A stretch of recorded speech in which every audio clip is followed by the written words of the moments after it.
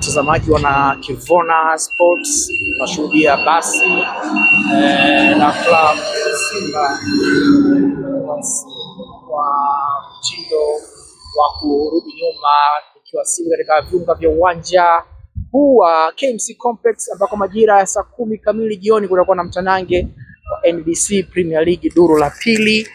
Duru la kwanza mchezo duru la pili zidi ya Dodoma Jiji marejeano, kumradhi, ni mchezo ambao utapigwa majira ya saa 10 jioni. Hilo ndio basi tayari limekwisha kuwasili katika viunga hivi.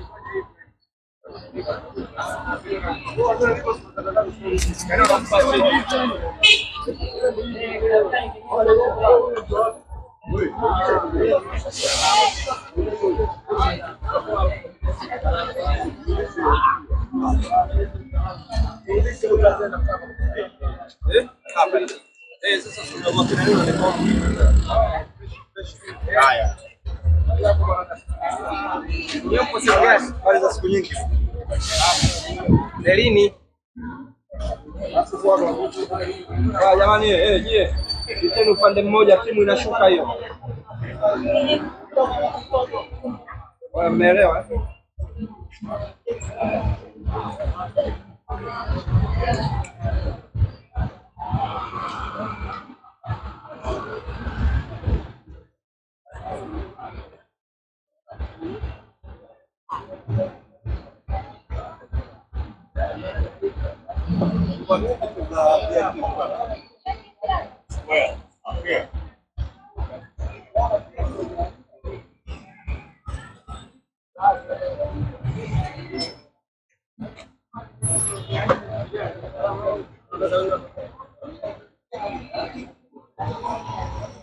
Hapo majira ya saa 10 ni Simba mnyama akiwa nyumbani dhidi ya Dodoma Jiji kutoka jijini Dodoma, mchezo ambao uliahirishwa kutokana na Dodoma Jiji kupata ajali wakiwa wanatoka katika mkoa wa Lindi kule Ruangwa kucheza na Namungo, wakiwa wanarejea walipata ajali iliyopelekea bodi ya ligi na TFF kuahirisha mchezo wao dhidi ya Simba na kupangiwa tarehe mpya, na ndio leo tarehe hii 14 siku ya Ijumaa inapigwa mchezo huu katika uwanja huu wa KMC Complex, mnyama Simba akiwa mwenyeji dhidi ya Dodoma Jiji. Nini ambacho kitatokea ikiwa mpaka sasa alama tofauti kwenye msafara ama kwenye jedwali la msimamo wa ligi?